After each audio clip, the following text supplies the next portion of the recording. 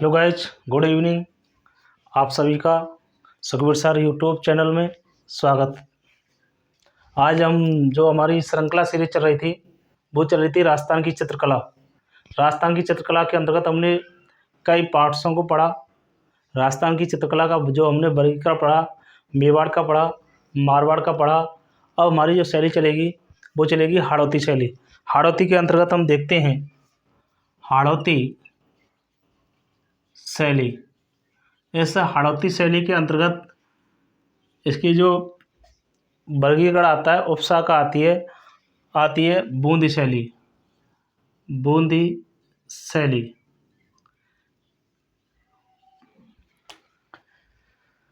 इस बूंदी शैली के अंतर्गत हम देखें तो इसमें जो सर्वाधिक चित्रण किया गया है वो पशु पक्षियों का चित्रण किया गया है।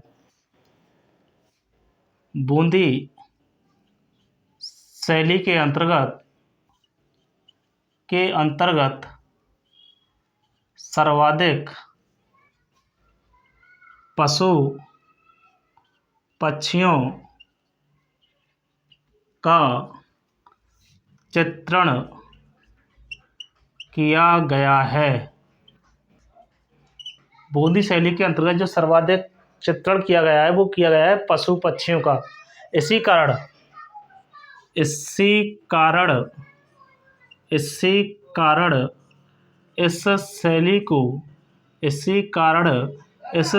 को पशु पक्षियों की शैली भी कहते हैं।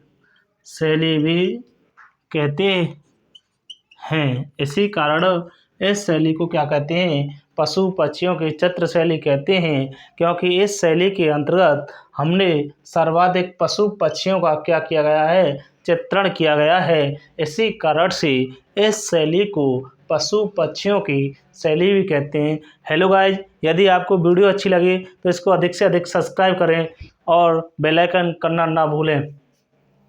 मैं आपके लिए हर दिन अधिक से अधिक सटीक क्वेश्चन जो प्रतियोगिता परीक्षा में आ सकें उन्हीं क्वेश्चनों को लाने के प्रयास में हूँ। इससे हम जस्ट इसे देखते हैं। इसी बूंदी शैली का जो प्रारंभ है, ये प्रारंभ किसके शासन में होता है? स्वर्णकाल कौन से शासक को इस शैली का जो स्वर्णकाल कहा जाता है किस शासक को कहा गया? और हाड़ौती का जो जहांगीर कहा जाता है वो किस व्यक्ति को कहा जाता है? यदि हम इस शैली का प्रारंभ काल देखें, प्रारंभ किसके समय में हुआ? इस बूंदी शैली का प्रारंभ राव सुरजन के समय में हुआ। जो बूंदी शैली का जो प्रारंभ है, ये प्रारंभ राव सुरजन हाड़ा के समय में क्या माना जाता है? इसका प्रारंभ माना जाता है। एक व्यक्ति आता है राव रतन सिंह। ये राव रतन सिंह आते हैं। इन राव रतन सिंह ये चित्रकला के बड़े प्रेमी थे। राव रतन सिंह को चित्रकला के बड़े प्रेमी होने के कारण जहांगीर ने इन्हें सर बुलंद की उपाधि दी।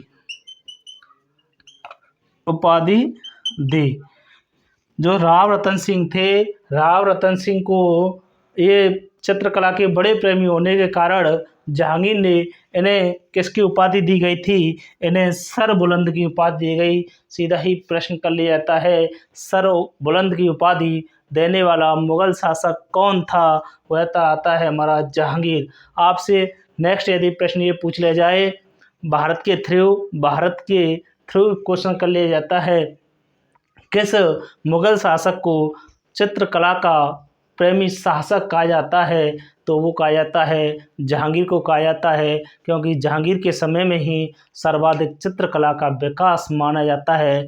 इस कारण से मुग़ल शासक के जहांगीर को भी हम चित्रकला का जनक भी कह सकते हैं, या सर्वाधिक जो विकास हुआ था वो जहांगीर के समय पर ही माना जाता है। इसी कारण से ये चित्र हमारे जो राव रतन सिंह हैं, ये चित्रकला के बड़े प्रेमी थे और जहांगीर ने इन्हें सर बुलंद की क्या दे दी, उपाधि दे दी। इसी कारण राव रतन सिंह को हाड़ौती का राव रतन सिंह को हाड़ौती का जहांगीर भी कहते हैं, जहांगीर भी कहते हैं। कितना गजब शानदार क्वेश्चन है, ये हमें बुकों में भी देखने को नहीं मिलता है। मेरे प्रिय विद्यार्थियों, मेरे साथियों, मेरे दोस्तों, इसे यदि मेरी वीडियो जहाँ जहाँ तक पहुँचे इसे अधिक से अधिक सब्सक्राइब ज़रूर करें। यदि किसी प्रकार की त्रुटि हो तो कमेंट में लिख कर के अवश्य दें, जिससे कि मेरा उत्साह आप बढ़ा सकें। राव रतन सिंह को हाड़ौती का क्या कहा जाता है, जहांगीर कहा जाता है। सीधा ही प्रश्न आता है, हाड़ौती का जहांगीर किसे कहते हैं? राव रतन सिंह को कहते हैं। कारण क्या था? राव रतन सिंह जहांगीर की तरह ही चित्रकला के बड़े प्रेमी माने जाते हैं। इस कारण से हाड़ौती का इनको क्या कहा जाता है, हाड़ौती का जहांगीर भी कहते हैं। हमने जस्ट पढ़ा कि बूंदी शैली के अंतर्गत सर्वाधिक पशु पक्षियों का चित्रण हमें यहाँ पर देखने के लिए मिलता है। इस शैली को पशु पक्षियों की शैली भी कहते हैं। इसका प्रारंभ जो माना जाता है वो राव सुरजनहाड़ा के समय से माना जाता है। राव रतन सिंह ये चित्रकला के बड़े प्रेमी होने के कारण जहांगीर ने इन्हें सर बुलंद की उपाधि दी। इसी कारण से राव रतन सिंह को हाड़ौती का क्या कहा जाता है, प्रेमी शासक भी कहा जाता है। नेक्स्ट यदि हम इनकी बात करें, उम्मेद सिंह, इसमें एक और शासक आता है उम्मेद सिंह।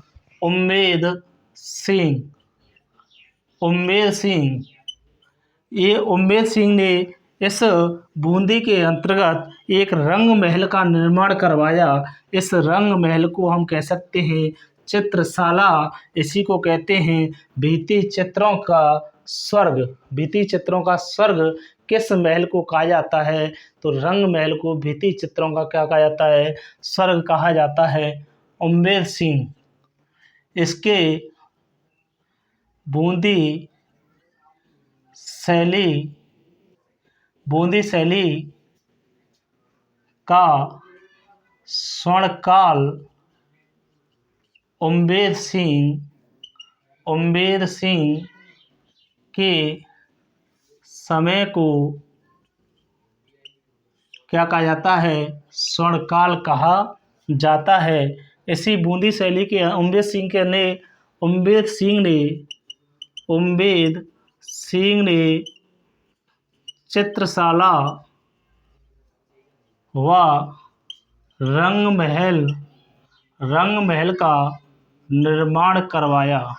आपसे सीधा ही प्रश्न कर लिया जाता है कि उम्मेद सिंह ने चित्रशाला व रंग महल का क्या करवाया, निर्माण करवाया। चित्रशाला व रंग महल का निर्माण किसने करवाया? उम्मेद सिंह ने। आपसे पूछ लिया जाता है चित्रशाला क्यों प्रसिद्ध है? चित्रशाला क्यों प्रसिद्ध है? प्रश्न आता है सीधा ही। चित्रशाला जो थी वो भित्ति चित्रों के लिए प्रसिद्ध थी। भित्ति चित्रों का स्वर्ग भी कहते हैं। इस चित्रशाला को हम क्या कहते हैं? भित्ति चित्रों का स्वर्ग भी कहते हैं। इसमें हमें उम्मेद सिंह के बारे में एक और चित्र मिलता है। उम्मेद सिंह जंगल में जंगली सूअर का शिकार करते हुए चित्र बनाया है। उम्मेद सिंह का यहाँ पर इस शैली के अंतर्गत उम्मेद सिंह जो हैं जंगली सूअर का क्या कर रहे हैं, शिकार कर रहे हैं। उनका यहाँ पर चित्र भी दर्शाया गया है। उम्बे सिंह बूंदी शैली का जो स्वर्ण काल कहलाता है वो उम्बे सिंह के काल को कहते हैं। उम्बे सिंह ने चित्रशाला व रंगमहल का भी निर्माण करवाया। चित्रशाला क्यों प्रसिद्ध है? इसे क्योंकि यहाँ पर चित्रशाला के अंतर्गत भित्ति चित्रों का अधिक निर्माण हुआ है, इस कारण से इस चित्रशाला को हम क्या कहते हैं? भित्ति चित्रों का स्वर्ग भी कहते हैं। उम्बे सिंह ने जंगल में जंगली सूअर का शिकार करते हुए क्या किया था? चित्र बनवाया। इसी शैली के अंदर हम देखते हैं कि इसमें प्रमुख चित्रकार कौन कौन आते हैं? चित्रकार बूंदी शैली के प्रमुख चित्रकार, यदि हम चित्रकार के अंतर्गत देखें बूंदी शैली के जो प्रमुख चित्रकार थे, उन चित्रकारों में सबसे पहले आता है सुरजन राव सर्जन हड़ा। चित्रकार बूंदी शैली के चित्रकार। तो इन चित्रकारों में सबसे पहले जो चित्रकार आएगा, सिर्फ 4 चित्रकार में, बहुत सरल है। पहला आता है राव सर्जन, दूसरा आता है हेमद अली, तीसरा आता है राम लाल, चौथा आता है साधु दास। ये हमारे प्रमुख 4 चित्रकार माने जाते हैं बूंदी शैली के। कि आपसे सीधा सा ही पूछ लिया जाता है बूंदी शैली के इनमें से प्रमुख में से बूंदी शैली का निम्न में से बूंदी शैली का कौन सा चित्रकार नहीं है? आपके लिए ये मिलेंगे, 3 अन्य मिलेंगे, या इनमें से 3 मिलेंगे और 1 नहीं मिलेगा। नेक्स्ट हम देखें बूंदी चित्रकार के अंतर्गत, इसके अंतर्गत बूंदी शैली के चित्रकार आते हैं। अब बूंदी शैली की कुछ विशेषता हम देखते हैं। बूंदी शैली की विशेषता, बूंदी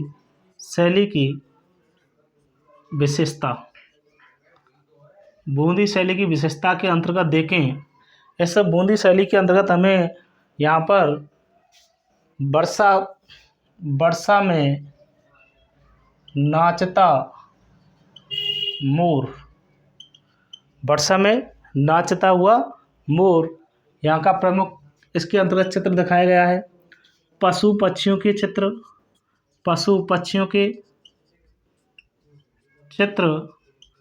इस शैली की प्रमुख विशेषता है। इस शैली की क्या मानी गई है? बूंदी शैली की प्रमुख विशेषता मानी गई है। यदि हम एक व्यक्ति आता है और ये हमारी जो चित्रशाला थी, ये चित्रशाला हमारी कौन से दुर्ग में स्थित थी? चित्रशाला की हम बात करें, ये चित्रशाला हमारी तारागढ़ दुर्ग में थी। तारागढ़, और जो तारागढ़ है वो कहाँ पर है? बूंदी में। एक व्यक्ति आता है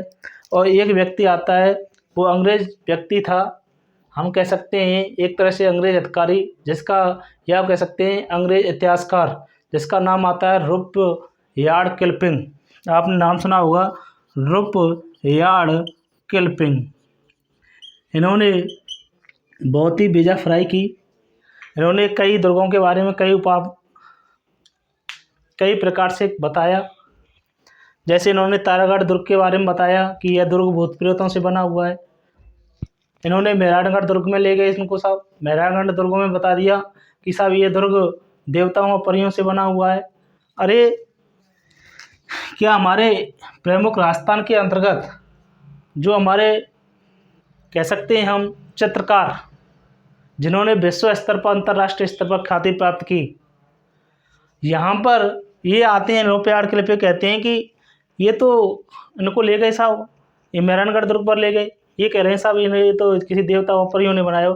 क्या ऐसा हो सकता? क्या हमारे यहाँ पर इस भारत की भूमि पर क्या रहे अच्छे से अच्छा चित्रकार रहा है? एक तरह से हम कह सकते हैं भगवान ने आकर के हमारी भारत भूमि पर अवतरित हुए और उन्होंने इसी प्रकार से इन्होंने हमेशा ही, चाहे अंग्रेज अधिकारी, इतिहासकार कोई हो, तो उन्होंने किसी न किसी प्रकार से उसका विरोधाभास किया होगा। हेलो गाइस, यदि वीडियो अच्छी लगी है तो इसको अधिक से अधिक सब्सक्राइब करें, बेल आइकन करना भूलें। My YouTube channel Sukhbir sir. Thanks.